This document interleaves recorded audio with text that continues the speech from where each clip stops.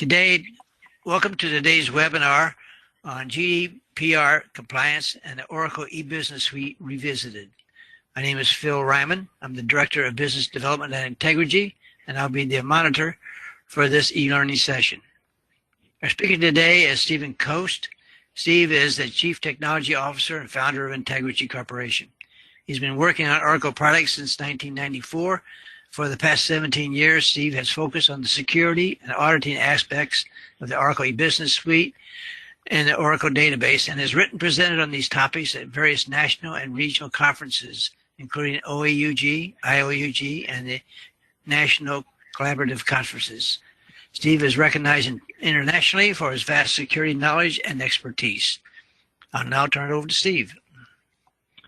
Thanks so much, Phil. So today we're going to talk about GDPR compliance in relation specifically to the Oracle eBusiness Suite. And the reason we've titled this presentation Revisited is we've given similar presentations in the past, especially around May 2018 when GDPR came into existence and compliance was required. So this is based off the last year of working with a number of clients and also what else has happened in the GDPR world in terms of clients being fined, those types of things. So we're going to walk through what needs to be compliant within the Oracle eBusiness Suite and try to give you some ideas on how to make your Oracle eBusiness Suite environment compliant. Some of these topics will also be general to other applications, other databases, but this presentation is specifically going to look at and address Oracle eBusiness Suite and how do you make Oracle eBusiness Suite compliant. What are some of the things you need to watch out for? What do you need to do with your Oracle eBusiness Suite environment? I'm going to assume everyone has a basic understanding of GDPR on the call. I'll go through a couple of slides to very quickly outline GDPR compliance, kind of give you perspective on how we look at it, how it fits into context of Oracle eBusiness Suite. But this presentation is not intended to be purely a GDPR education session. It's meant to look at Oracle eBusiness Suite specifically and how do you take GDPR compliance and apply it to the Oracle eBusiness Suite. Before we get started, let's a quick background about Integrigy so you can understand where we're coming from and kind of how we develop this information and how we work with clients. Integrigy was founded in 2001 by former Big Six consultants who are working on large Oracle eBusiness Suite and Oracle database environments, trying to make them secure. And we specialize in how to take these large applications, mission-critical applications like Oracle eBusiness Suite and PeopleSoft, and how to make them secure, and also how to make them compliant in certain regards, such as GDPR, SOX, HIPAA, PCI. And we do this in a couple different ways. We do have a set of products, the first being AppSentry. So if you want to scan your Oracle eBusiness Suite environment from top to bottom, so it looks at the application, the database, and the application servers to try to verify that your application is GDPR compliant, AppSentry is a very good tool to do that. It is automating a lot of those manual steps. It's looking at how you're applying patches, if there's default passwords, how profile options are set, how the database initialization parameters are set, all those things that go into making sure the application is secure. AppSentry is that validation tool, that scanner that will check to make sure it's secure. For proactive security, we also have a product called AppDefend, which is a web application firewall for both the Oracle eBusiness Suite and PeopleSoft. So AppDefend is providing protection. So if you're not applying Oracle eBusiness Suite security patches on a regular basis, AppDefend is that layer of protection. So it closes the window of vulnerability between the time that the patch is released by Oracle, which was last Tuesday, and there's 16 vulnerabilities. Out of the box, AppDefend already was blocking 14 of those vulnerabilities. So AppDefend is providing that proactive protection even for unreleased security vulnerabilities. And then where most of this presentation came from is from our services. So we are providing on-site security assessments, compliance work, design services for our clients. So we're actually working every day with Oracle eBusiness Suite, PeopleSoft, Oracle Database customers, making sure that their environments are secure by either doing security assessments or providing design requirements definition, helping them implement products like Oracle Database Vault, Imperva, Guardium, Oracle Audit Vault to ensure that their environments are both secure and compliant.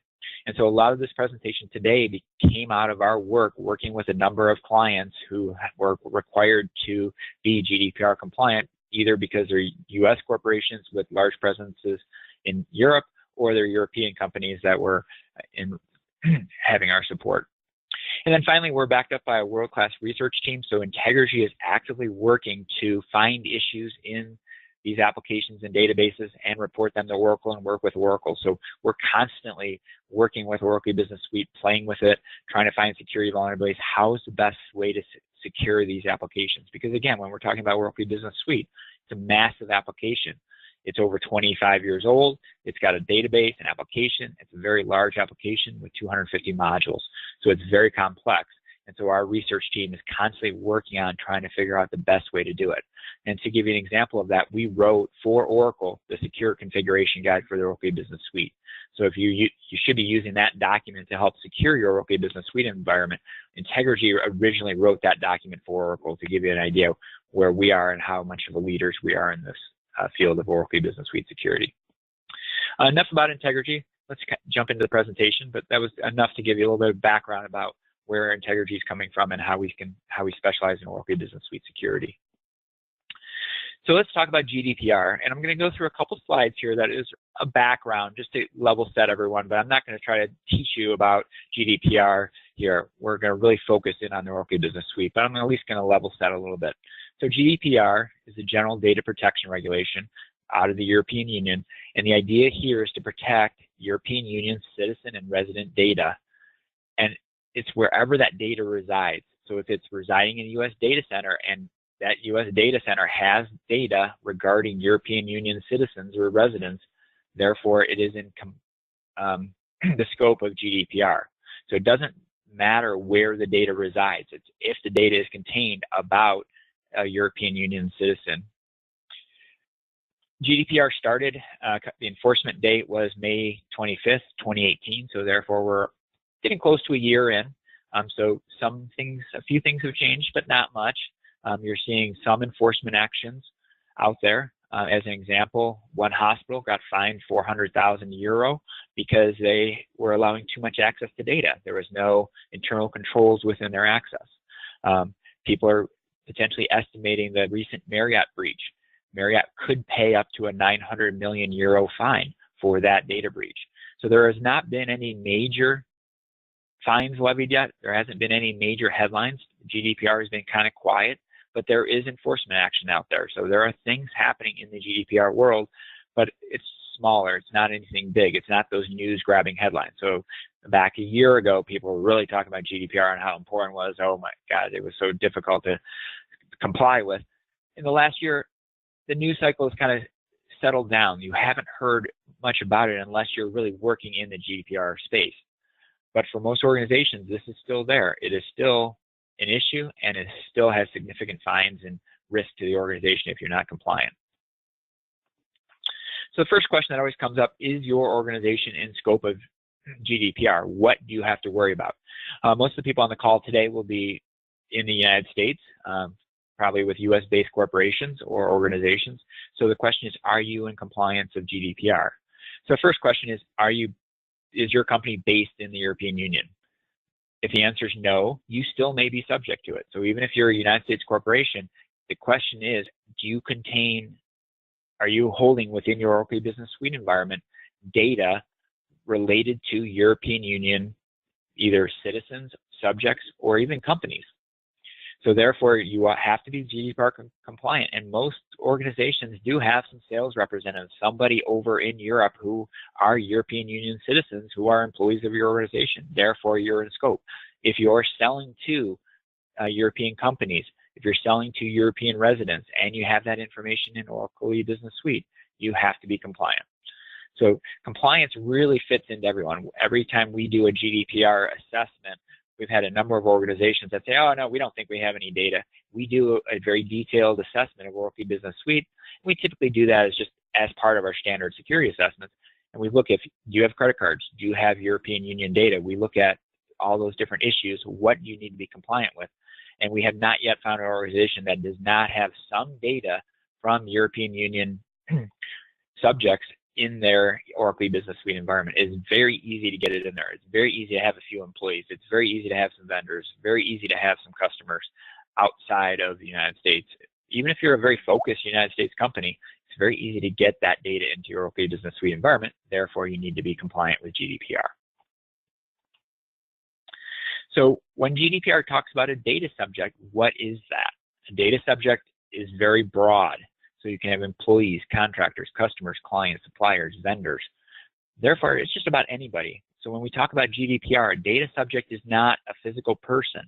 It is potentially a physical organization in terms of one of your suppliers, one of your vendors, one of your customers. So when we're talking about GDPR, some other standards out there really look at a person. They look at an individual. They're not looking at an organization as a data subject. GDPR also looks at organization. So if you have another company that is one of your customers, that is part of GDPR. So it doesn't have to be a named individual. It can also be an organization. So the next part is scope. What is within the scope of GDPR? What types of data elements are we talking about? And GDPR has not been litigated very well in terms of how detailed is this list? What is the final list? There is no place within GDPR that says, yes, this one number or this one piece of data is. It tends to be fairly broadly defined. Anything that can identify an individual directly or indirectly. And so this could be, again, any type of organization that you're identifying. So if you have someone's name with a bank account number, that's within the scope of GDPR. If you even have their name, what they're doing within your organization, if they're a customer, if they're buying something, that can be within GDPR. And some of the stuff is very obvious. So if you have payroll information, if you have protected health information, you have their social security numbers. The question is when you just have their name and address, that's within GDPR. So that's kind of a very interesting issue, is that this is a very broad regulation. So if you have their name and email address, in some cases, it's very clearly that if you just have their email address, you're covered under GDPR. So what's very different with GDPR than some of the other compliance standards is that in case of non-compliance, there are significant fines. So the maximum fine is 4% of annual global turnover, which is revenue. So the minimum is 20 million euro or 4% of global revenue. So that is pretty significant fine. So when we're talking about the Marriott breach, when people are talking about, well, their potential fine for having that breach is $900 million, that's significant. Again, the fines that we've seen levied up to today is not that significant. But again, the data breaches haven't been that significant. So the European Union data protection authorities in each country are levying fines related to the breach. So if you are doing something wrong, therefore you can get a fine. But this is all the way going to where one organization was fined because their security camera was capturing too much of the sidewalk. It was, instead of just capturing the front door of the organization, it was actually capturing the part of the sidewalk and just watching people walk by and capturing that information. That was a violation of GDPR.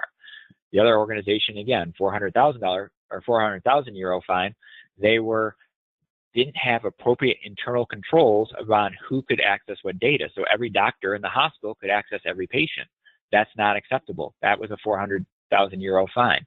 So these are very specific issues and very specific fines about what can happen, what you can do, and what you can't do with information. And if you're turned over, if you're caught, therefore you can have significant fines.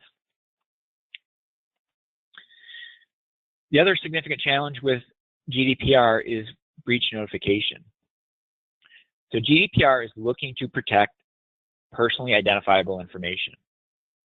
If you lose that data, you need to contact the regional data protection authority, so within the country, the data protection officials, within 72 hours when you realize that the information has been lost. And without undue delay is part of the compliance standard. The question now becomes is, okay, I may have thought I lost the data. Well, I'm going to bring somebody in to start analyzing it. 72 hours happens very quickly. Someone may have just sent an email within the organization that says, hey, I think we have a problem here. We have some unauthorized access. Well, according to the mandate, that's when the clock starts ticking. So that email may go through for a couple of days, getting passed around. By the time you actually get into, oh, we may have had a breach, 72 hours goes very quickly. So most organizations probably won't, in a major breach like the Marriott breach, won't be able to meet this standard at all. So again, the fines then are also related to, did you notify the DPA of a breach within 72 hours? Most organizations probably won't make that time frame at all. So GDPR has a number of tenets that really lay out what it's meant to do. And first, it really gives a lot of rights to the data subjects.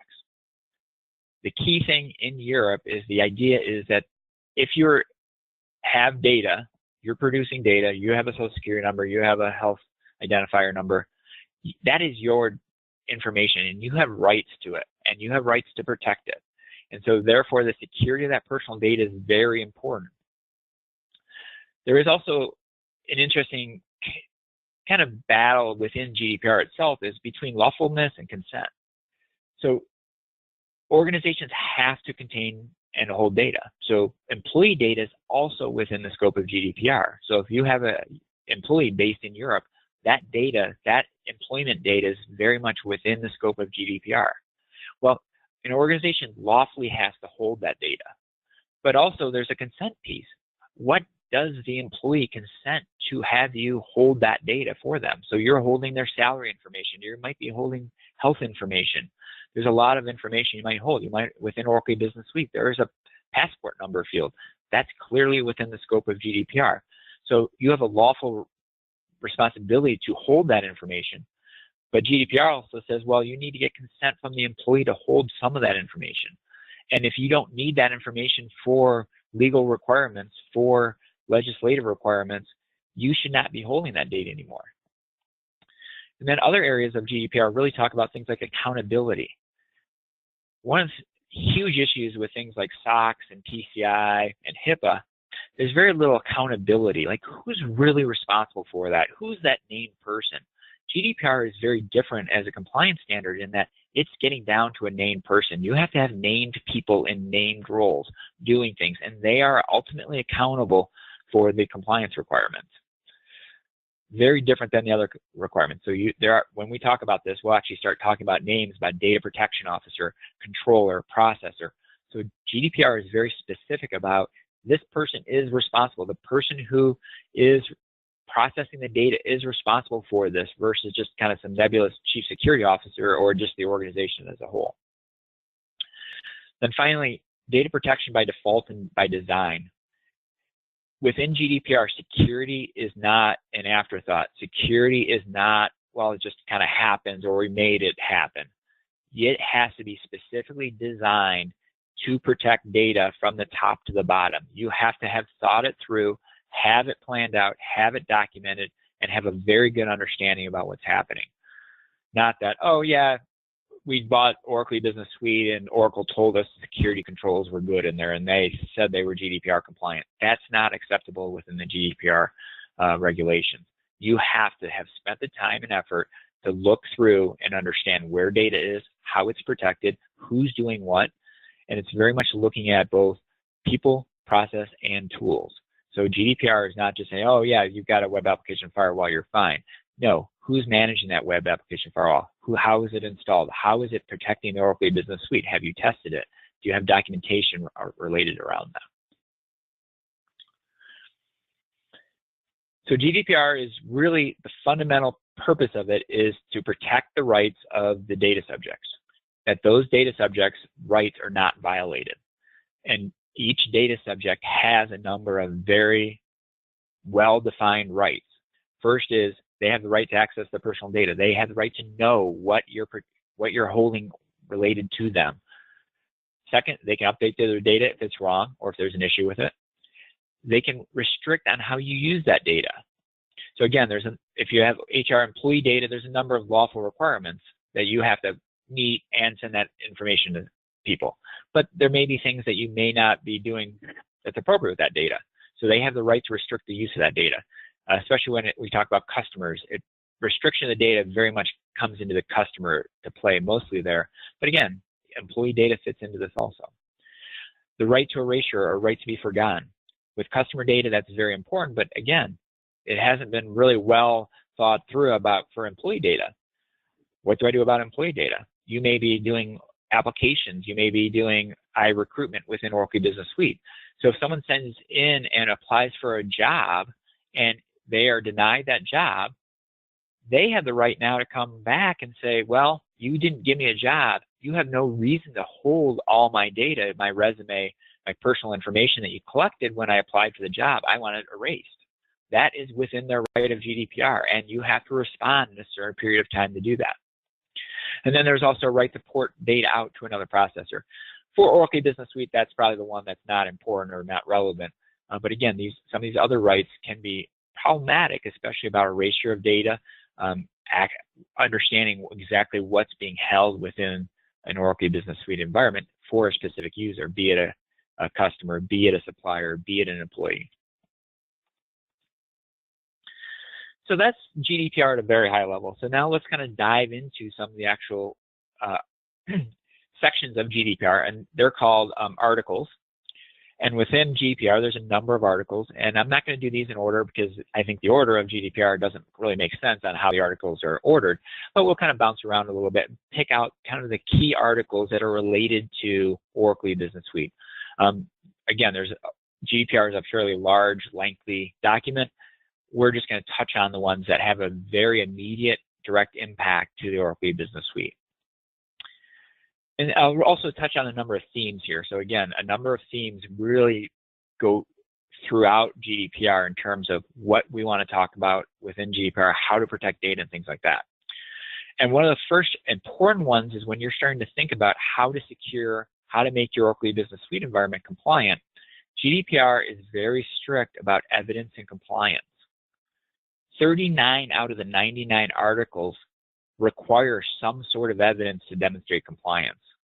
This isn't, well, we thought it was, or that, yeah, Bob told me. I need to verify, I need to have audit trails, I need to prove that the security controls that I am relying on to be GDPR compliant are functioning. And not just at a one assessment, I have to be able to prove over time that the security control is effectively working. Not that I have audit trails turned on and that somebody turned it on. I need to verify that I'm gathering audit trails on a real-time basis and that I'm still getting them.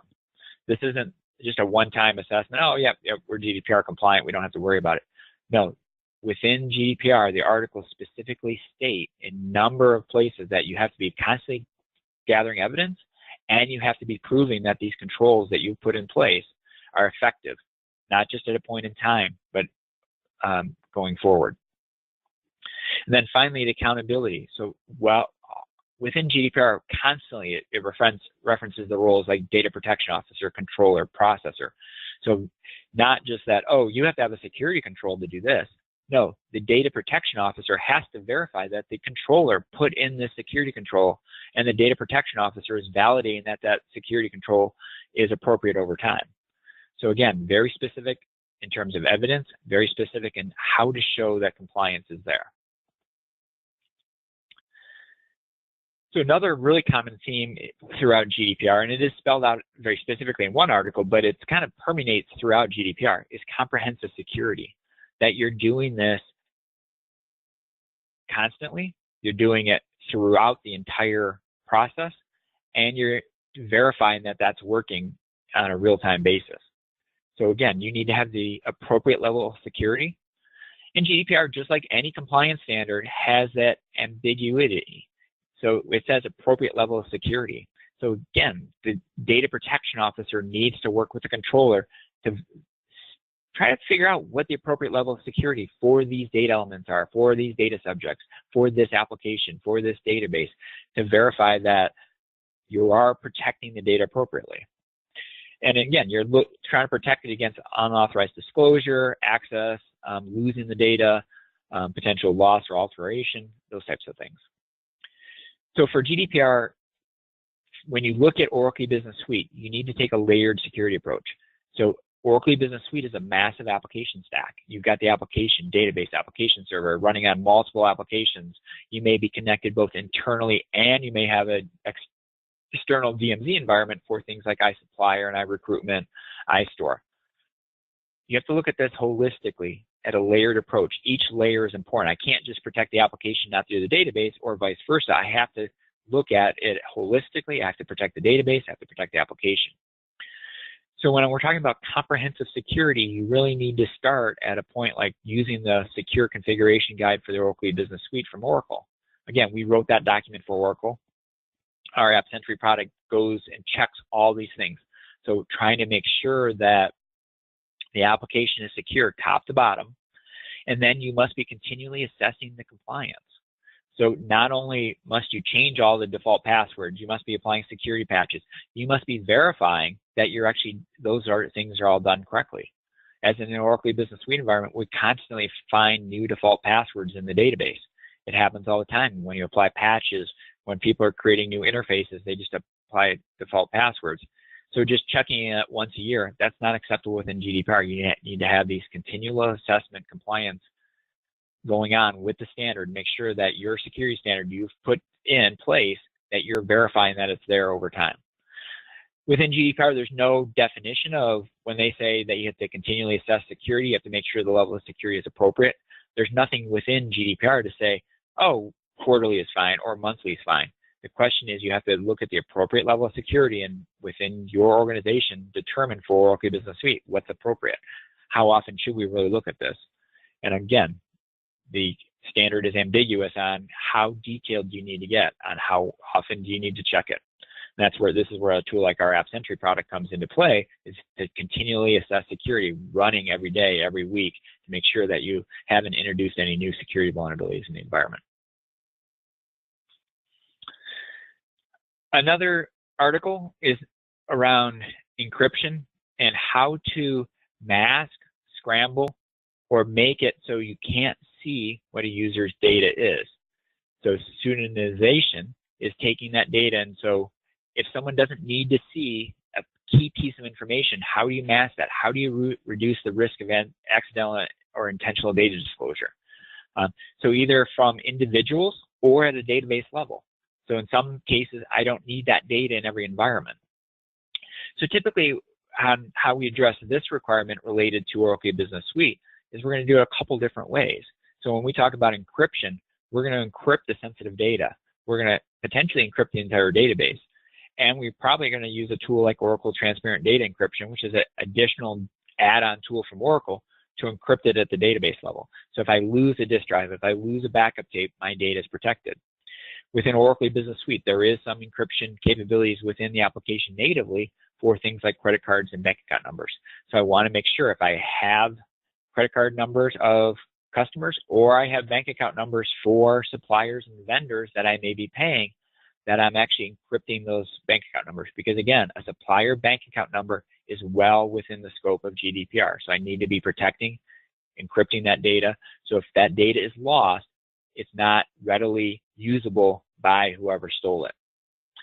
And then when I'm talking about test and development, I need to make sure that I'm scrambling data when I'm doing my clones. GDPR is very specific about if I don't need data somewhere, if someone doesn't need access to that data, a developer does not need access to my production level data. That would be a clear violation of GDPR. I need to be scrambling all that personal data when I'm taking it from production and cloning the entire Oracle Business Suite database down to test and development. So those are kind of a very key areas that you need to be looking at when you're talking about cloning, scrambling of data, making sure that someone who doesn't have a business purpose to see that data isn't authorized by the controller to actually see those data elements. They can't see it. Again, if I have an HR within Oracle Business Suite, if I'm cloning the database and that HR data, that's not acceptable to have personally identifiable information in that test and development environment where a developer may be able to see it.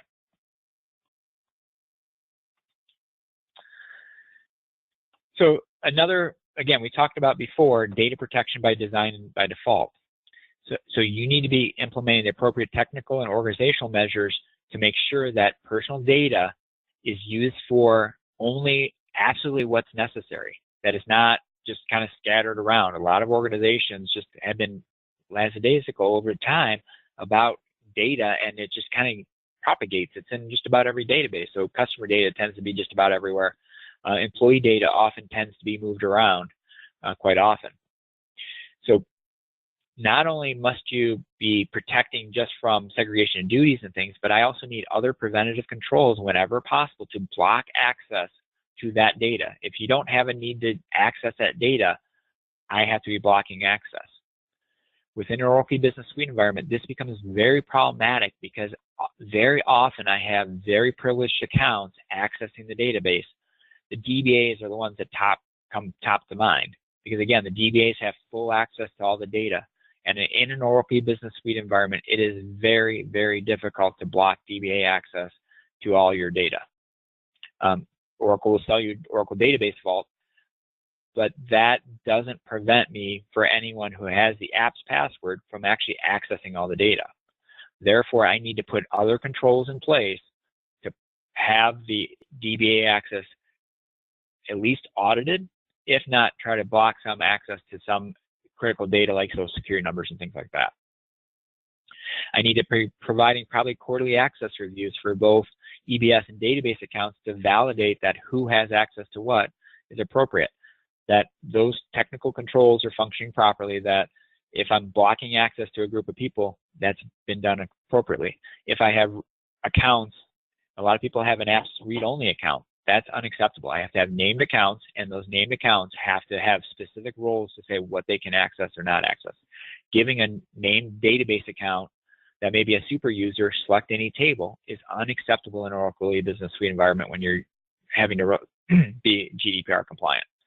So again, we're getting down to a very low-level granular data access patterns, who can access what, both through the application, but also through the database. Because again, if someone can access data that they're not supposed to, and there's no business requirement that a DBA access all your employee information, be it their name, address, bank accounts, etc. So as you can see, GDPR is not easy to comply with an Oracle Business Suite environment. You've got a very large application that's very cumbersome, very difficult to work with, that isn't the best design because it is a fairly old 25-year-old application. How do you do this in an appropriate way? And you can see there's a lot of challenges. Data protection, you can think of it as a few different ways. But when GDPR thinks about data protection, they're thinking about a process. They're thinking about not only the access controls at the database level, but how you're doing this top down so that you've got an enterprise level data protection policy, that you understand what data elements, that you've mapped out who has access to what. Then you know where that data is. So these first couple steps are purely related to just at an organizational level. I need to do this for all my applications. I need to look at, okay, where do I have employee information? Where do I have supplier information? Where do I have customer information, et cetera? And then I should be able to get down to, yes, for national health identifiers, I've got those in these databases, in these tables and columns, and this is how I protect it. And then when you get down to step 3, per database, per application, I need to be looking at a number of controls around every single database or application that may contain this information. And we'll kind of look at Oracle Business Suite in this context. So for Oracle Business Suite, when I'm talking about data protection, it's not just turn on a couple things. I need to talk about application encryption. So credit cards and bank account numbers, I need to make sure they're encrypted at the application level. I need to be making sure that at the database level, I'm using a tool like Oracle TD for encryption. I'm turning on the SQLnet encryption for network encryption. I'm looking at the database access controls, who can access what. And finally, I've turned on auditing. So when I don't have a preventative control, if I can't block the DBAs from accessing it, I've hopefully turned on auditing and moved that off to a central audit solution in order that I've got a detective control, at least if I do have a gap. Finally, number 4, in scrambling, I'm scrambling when I'm cloning. I'm data masking. I don't have that true personally identifiable information within my test and development environments. And then finally, underlying the entire data protection process is that I'm hardening everything along the way. I'm hardening the database. I'm hardening the application. I'm hardening the operating system. I'm making sure that I don't have these read-only accounts. I'm ensuring that the passwords are changed for all the standard accounts. Because again, an Oracle database comes with 250 database accounts. I need to make sure the passwords are changed for all those because any one of those can potentially access this data. So again, data protection is a process. It's not just, oh, we just have to turn on a few settings within Oracle Business Suite. You have to understand what you're protecting and why, starting at that layer, and then go through and do the protection. Another significant challenge within GDPR and the Oracle Business Suite is GDPR data is scattered to the wind. It's all throughout the application. And so when we're talking about just credit card data, it may reside in a large number of tables. Fortunately for credit card data, not many Oracle Business Suite environments have credit card data. So the minority do. During our security assessments, we kind of find between 10 and 20% actually have some sort of credit card pieces of information. The one piece that would probably be out of scope would be if you do have some credit card data that's related to your internal credit card numbers. So like your employee credit card numbers probably are out of scope for GDPR because that's really your responsibility. It's part of your identifier. So you have a legal requirement to hold that information. But if you have a customer credit card number, that's a very different story.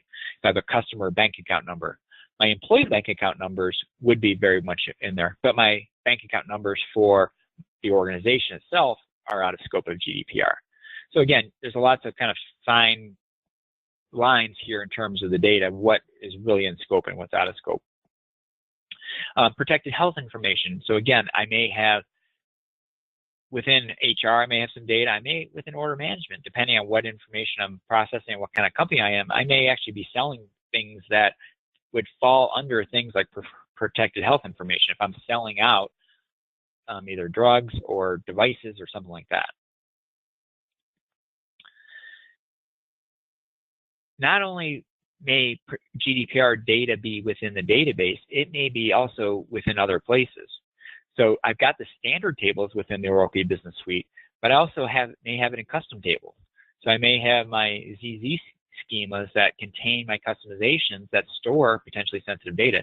So when I'm actually looking for and trying to verify what's in this Oracle Business Suite environment, I not only have to understand where the standard locations are, I need to look at custom tables. I also have to look at things like maintenance tables.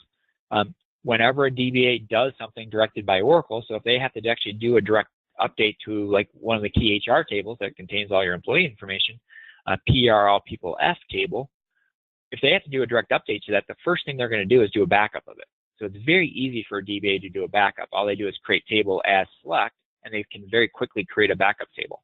And so what happens is Oracle tells the business analyst, oh, go do this direct SQL to the PR all people F table to go fix the problem. The business analyst will call the DBA, and the DBA says, okay, I'll go do it, but let me they'll back up the table first. They'll go run the SQL, and then they'll go back to the business analyst and say, okay, I fixed the problem, go back and test it. What in the meantime is they'll totally forget that they made the backup. So within the database, you often have these maintenance tables that are laying around with all the sensitive data. So you may have done a great job about scrambling your data when you're cloning, and you may have fully scrambled PR all people F. What you forgot about was there's these other tables. So again, I may have 2 or 3 backup tables, maintenance tables that actually get cloned down to production or cloned from production to test and development that have all the data in them. So again, that would be a violation that could be a problematic. Interface tables. I may have orders coming in. I may have information being processed. We find a lot of sensitive data often in interface tables, and the developers say, oh, no, we purge that out. As soon as the interface runs, we purge that out. When we look in the table, we're like, you know, you got like 2 million records in there. Because what happens is either the process doesn't work, or if a record gets stuck, somebody will go in and fix it, but they'll actually leave that record in that interface table. So we often find sensitive data, again, in interface tables. Probably the most difficult one to ever find is flex fields. So again, Oracle Business Suite is awesome product in that it's highly customizable, very flexible. You can do all kinds of things with it. But again, that flexibility comes at a price in terms of data protection, in that we've found organizations that put things like social security numbers in flex fields. You would have no idea unless someone told you or you specifically looked at the flex fields to see if there's actually social security numbers, national health identifiers, some sort of sensitive protected information that's in those fields, because it's just not obvious from the outside. It happens, not a lot, maybe 10, 20% of the time, but again, it's very hard to find and understand that, oh yeah, that's another area where I could potentially have this GDPR data.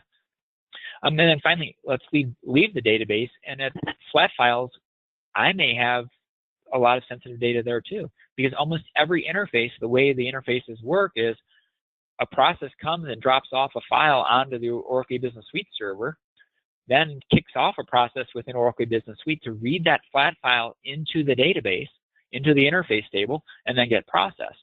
And then very often what they do is take that interface file and either copy it to a backup directory or just leave it there. So what happens is not only you have the information in the database, now you actually have in a lot of flat files in plain text on the operating system. So again, to understand where all this data Muted.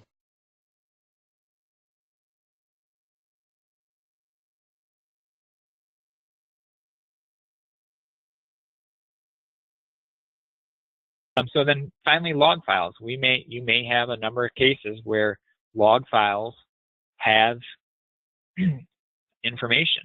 So those log files, as an example, we find a lot of times people are using iPayment within Oracle Business Suite. It's very easy to turn on iPayment debugging, and then you get all the credit card transactions written out to files. We find that quite often.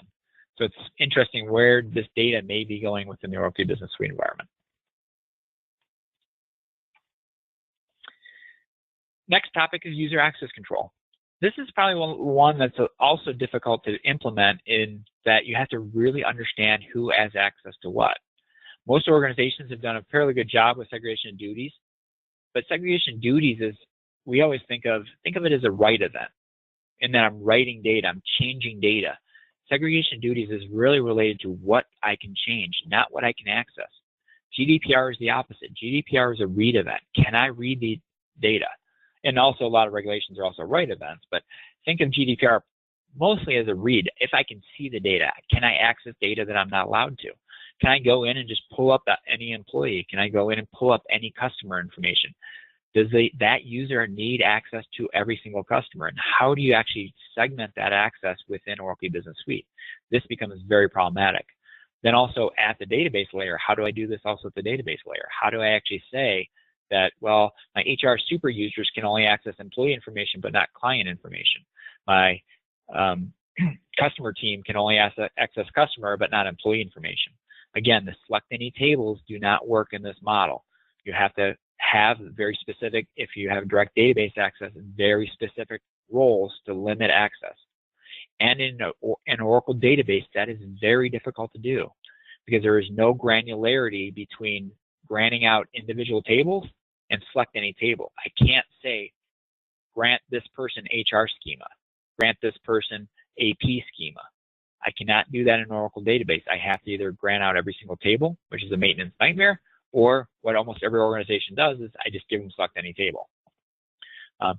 There are some things in the middle that you can use fine-grained access controls. You can use database vault. So there are solutions to these problems, but they're very organization specific on how you implement them. One we love to do is we use fine-grained access controls to limit access to certain key columns within the database. So I can actually put a fine-grained access control on a table like P are all people F, and I can actually block access to the national identifier column.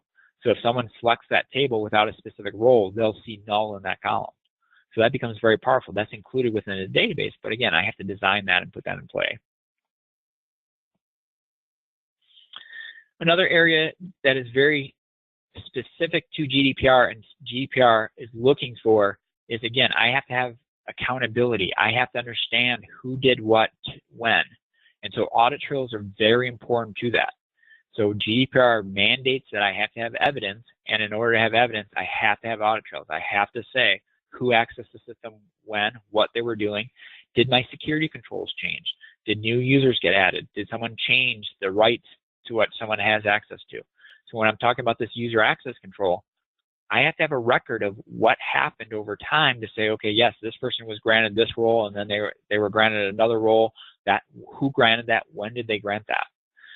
If in case of a breach, I have to have a record to understand what happened to the breach. When did the breach occur? And one of the key things is within GDPR, I have to monitor that. Just having that record isn't good enough, because the idea is if I am able to report the breach within 72 hours, I have to be monitoring in near real time for that data. So it's very important that I'm watching these and maintaining these audit trails and sending it off to a centralized logging solution that somebody's monitoring to look for anomalies, look for potential issues, things that are out of compliance, and that I can potentially identify a breach to the system. Very important within GDPR. If you go through the articles, time and time again, they're talking about evidence, they're talking about auditing, that you're monitoring, that you're understanding what's happening, and that you know something is happening in the environment. So when we talk about these different ways to secure the system between encryption, user access controls, auditing. So one of the things the data protection officer needs to be doing is going through and developing how you're going to protect this data versus different threats. So GDPR is very specific on responsibility that certain people within the organization, like the data protection officer, the controller, need to be looking at and understanding how someone can access the data, what are the potential problems. So this is an example of kind of just a very high level chart. There's a lot of data behind this when we do it for a client. When we look at this, we're looking at, okay, where's the data, how is it accessed, and what are the threats? So not only are we looking at how is someone accessing the application through the front end, but how are the DBAs accessing it? How is it accessed at the operating system layer? If I lose a backup tape, what is the issue? If someone exploits security vulnerabilities, how are they going to do that? And each of these different protections that we talked about before, in terms of encryption, access control, auditing, are different for each of those different threats, where data is stored, et cetera. So this is kind of one of the matrix we develop at a very high level to say, okay, this is how this system is working together. These are how all these controls that we're trying to put in place work together and either provide protection or don't provide protection. As an example, Oracle Transparent Data Encryption is a tool that we often implement. Unfortunately, it's only meant if you lose access, you lose a backup tape, someone hacks into the operating system and steals the database files. Once the DBA signs on, the data is completely unencrypted. So it doesn't provide you a lot of layer of protection there. So this is kind of important to understand these different controls work and have effectiveness at different pieces, but may not have 100% effectiveness. Another piece within GDPR is data minimization. Say that quickly 3 times. So the idea within GDPR, and this is also very applicable to PCI. PCI is the credit card protection standard. And both standards really lay out, if you don't have the data, you can't lose it. So the whole goal here is, if you don't need a piece of data, you need to erase it. You need to get rid of it. You need to basically purge it from your system. Unfortunately for Oracle Business Suite, the idea of Oracle Business Suite is data in, data stays in. It is very difficult to get data out of Oracle Business Suite. There are some purge routines and things like that, but it's specific to different data elements. It's not to the entire system. I can't just go say, oh, this employee was here 10 years ago, purge out everything about every employee that has been terminated in the last 10 years. It's not that easy. Oracle doesn't recommend actually data subsetting in Oracle Business Suite either. So they don't support third-party tools that can do this. There are a number out there that will work actually fairly well, but Oracle doesn't support those types of invasive deleting of data, removal of data. Again, this also applies to when I'm cloning from production to test and development. So I'm taking my production environment, and cloning it to development and test, that I'm then opening up those environments. In the GDPR context, I don't need that full set of data. I don't need my full production data in those environments. They need enough to test. It's a nightmare with an Oracle Business Suite environment how to do that. So the question is, am I wholesaling deleting data, or am I actually spending a lot of time figuring out what I need to scramble, what I need to purge out of that cloning data? So data minimization, again, is a lot of these articles are problematic in an Oracle Business Suite environment because I need to spend some time. Most organizations that we've seen and we worked with are scrambling the data. They're not spending a lot of time on overall data minimization. It's just too hard. So the goal here is to mask what I can, scramble what I can, and remove what I can, but knowing full well that I can't do this very well. In an Oracle Business Suite environment, I can't say every customer that's over 2 years old, get rid of their data instantly. There are certain tools within and purging, and you're going to go pick piece by piece, but having this wholesale, having it well done throughout the application is not feasible at this point with Oracle Business Suite. So it's very much doing a strategy, picking out the data elements, and spending some time working through this.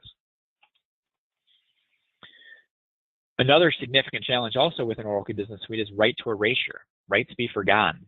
So any data subject at any time can come up and say, I don't give you consent to have my data anymore, you need to remove it.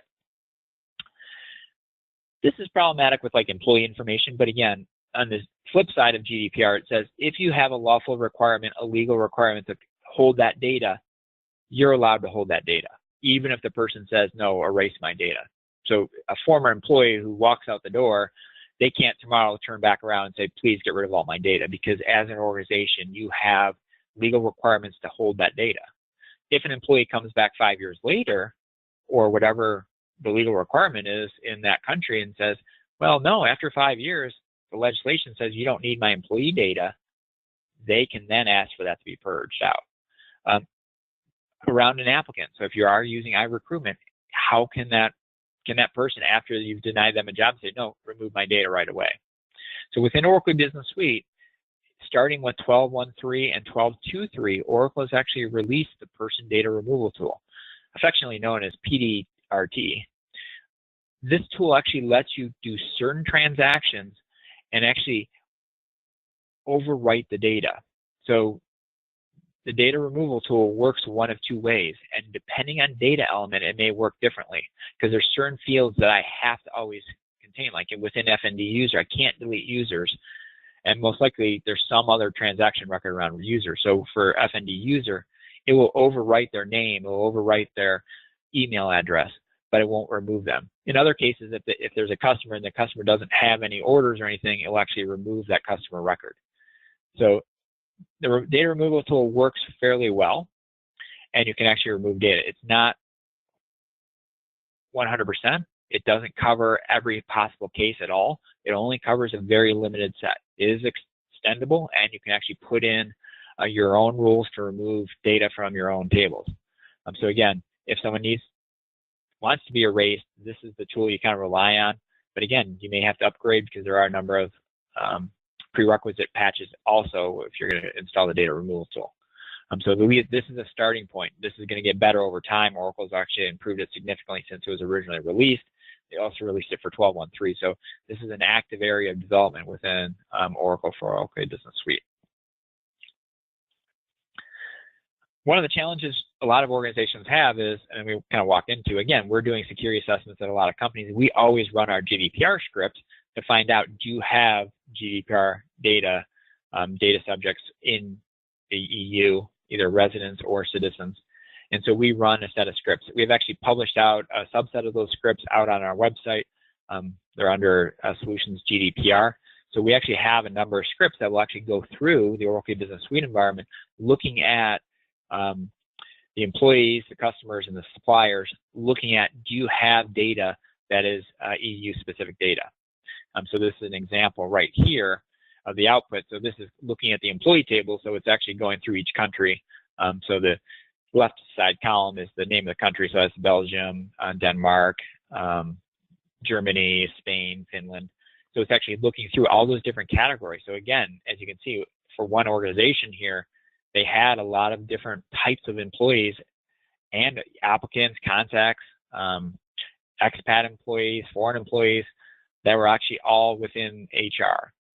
So this is just an example. They say, oh, no, we don't think we have many. And it's like, yes, you do. You have a lot more than you actually thought you did. Because when we're also talking about employee data, I may have 10 or 20 years of employee data within my Oracle Business Suite environment. So one organization we worked with, they swore up and down they didn't have any foreign employees, but, oh, by the way, they had bought a company a number of years ago, which then was all transitioned to the United States, and all their European operations ended up being shut down. But they had all that European data still within the Oracle Business Suite, even though they didn't have any active employees today in Europe. They actually had a lot of data that was, I think it was like 5 or 10 years old at that case. So and a lot of that data was still valid. Again, if I've got somebody's name and address, that information, if that's still valid, they still live at that address, that is still within the GDPR scope. So kind of wrapping up here, here's a few references. Key information. Oracle does have more information on GDPR. So if you go to My Oracle Support, there's actually a couple of very good meta-link notes. Oracle's come up with a white paper that's about 25 pages, kind of details some of the issues. But again, a lot of this is spending time going through the environment. There's no fast rules here about, okay, do these 25 things and your Oracle Business Suite environment will be fully GDPR compliant. So I will turn it back over to Phil to see if we have any questions for the last few minutes here. Thank you, Steve. Yeah, we've got a couple here. The first one, how does GDPR relate to the recently passed California privacy law? Actually, that's a very good question. So for those of you not familiar, this past summer, the state of California passed a law, which we'll refer to as the California Data Privacy Act. And that act has a lot of the language. Whoever wrote the act in the legislature obviously was reading GDPR. And so there's a lot of the same concepts, a lot of the same principles within the California Data Privacy Act as in GDPR.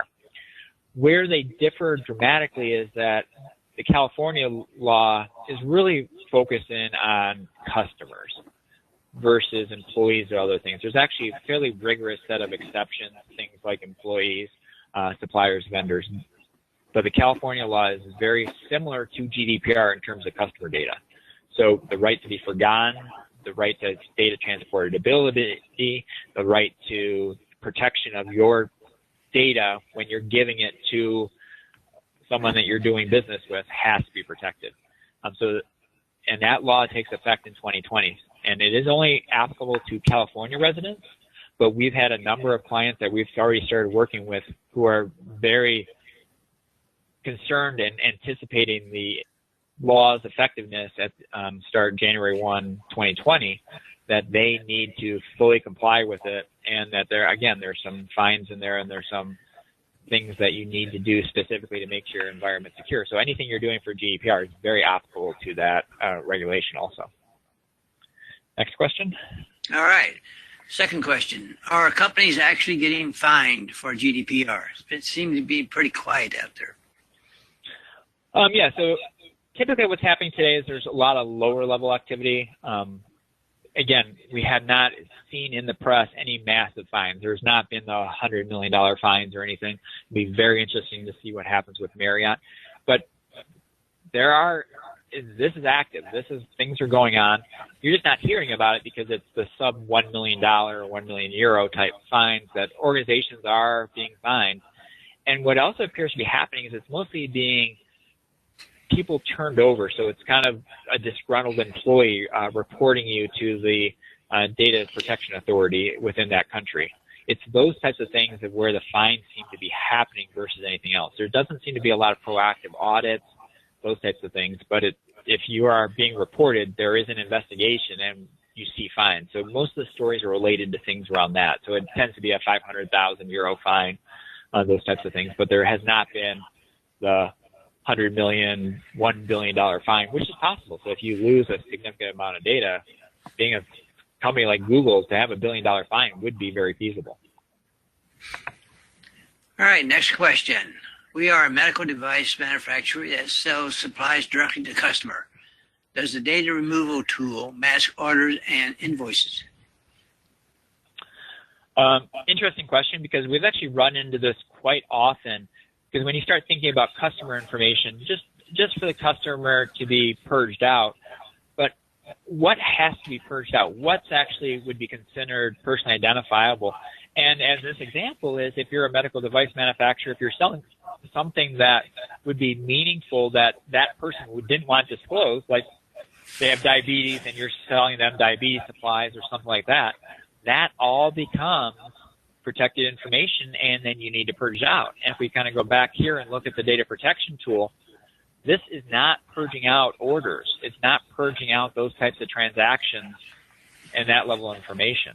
So you would have to then customize the data removal tool to actually remove those types of things also. So if the customer last year bought some diabetes medicine or some diabetes test strips or something like that, if they came back a year later and said, oh, get rid of all my data, that would be a custom type transaction that you'd have to spend some time to figure out where that data exists and how to customize the data removal tool. We've done that, a little bit of that work for a few clients, but there's a lot of potential issues there and spending a lot of time and effort trying to truly do a data removal. All right, Steve, thank you very much. I think it wraps our webinar features up today. Appreciate everybody taking the time this afternoon to spend an hour with us. Hopefully the educational content came through loud and clear, and you have information you can use in your job and profession. So thank you again, everybody. Have a great week, the rest of the week anyway, and come back to see us this next month for the next presentation. Thanks again.